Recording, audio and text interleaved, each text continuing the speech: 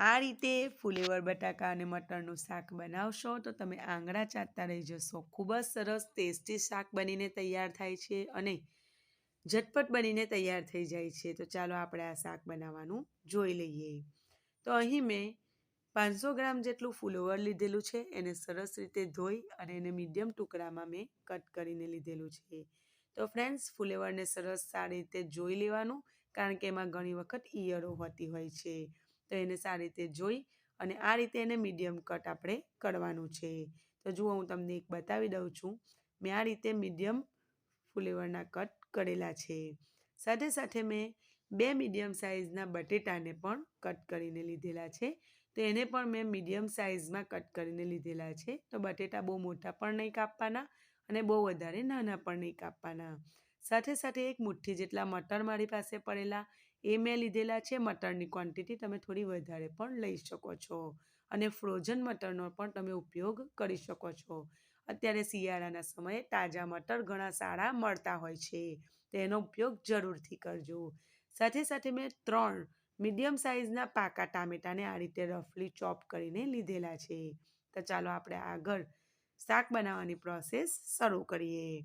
તો ફ્રેન્ડ્સ, એના માટે અહીં મેં એક કઢાઈ લઈ લીધેલી છે અને કઢાઈમાં 3 મોટા ચમચા જેટલું તેલ લઈશું.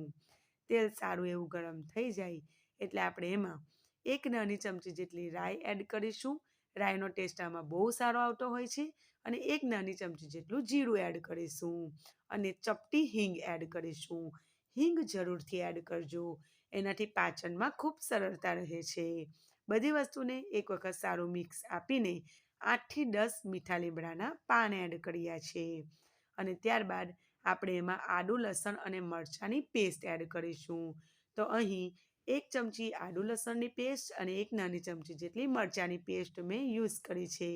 અહીં મરચાંની પેસ્ટના જગ્યા પર તમે મરચાંના નાના ટુકડા પણ લઈ શકો છો. સાથે સાથે એમાં અત્યારે શિયાળાની સિઝન ચાલી રહેલી છે એટલે મેં લીલા પ્યાજનો સફેદીવાળો આગળનો ભાગ આ રીતે કટ કરીને મેં ફ્રોઝનમાં સ્ટોર કર્યો છે. તેમાંથી મેં 2 મોટી ચમચી જેટલા સફેદ ભાગવાળા લીલા પ્યાજને ઉપયોગમાં લીધા છે અને પછી આપણે એમાં કટ કરેલા ટામેટાં એડ કરી દઈશું. સાથે સાથે સ્વાદ પ્રમાણે આપણે મીઠું પણ એડ કરી દઈશું, જેથી ટામેટાં ઝડપથી સોફ્ટ થઈ જશે અને બધી વસ્તુને સારી રીતે મિક્સ કરી દઈશું. આ રીતે ટામેટાં પછી તરત મીઠું નાખવાથી એ ખૂબ જ જલ્દી ચડી જતા હોય છે. એને ઢાંકીને આપણે થોડી વાર સુધી ટામેટાં સોફ્ટ થાય ત્યાં સુધી મીડિયમ ફ્લેમ પર થવા દઈશું.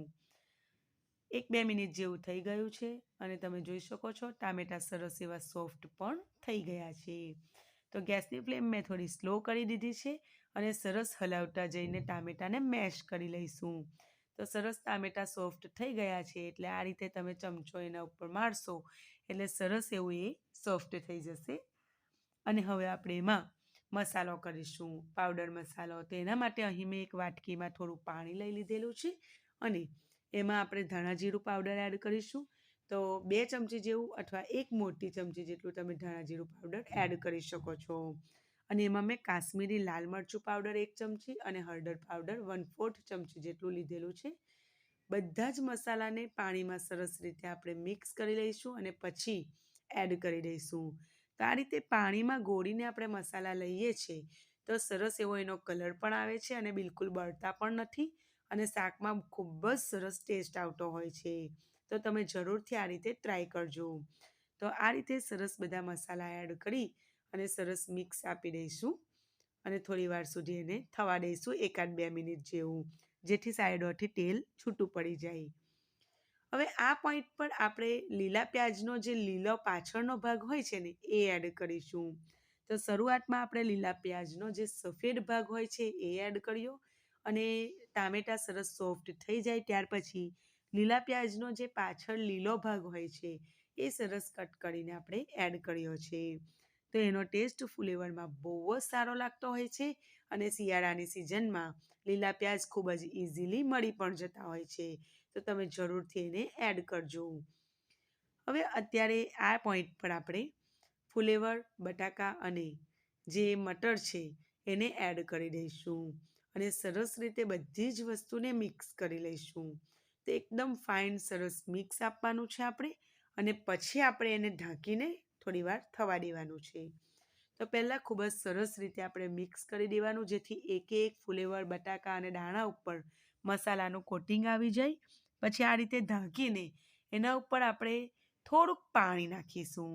તો પાણી નાખવાથી પાણીની જે વરાળ થશે અને અંદરની જે વરાળ ઠંડી પડશે અને એનાથી જ આપણું જે શાક છે તે સરસ ચડી જશે અને ખૂબ જ સરસ પોષક તત્વયુક્ત આપણું શાક બનીને તૈયાર થશે.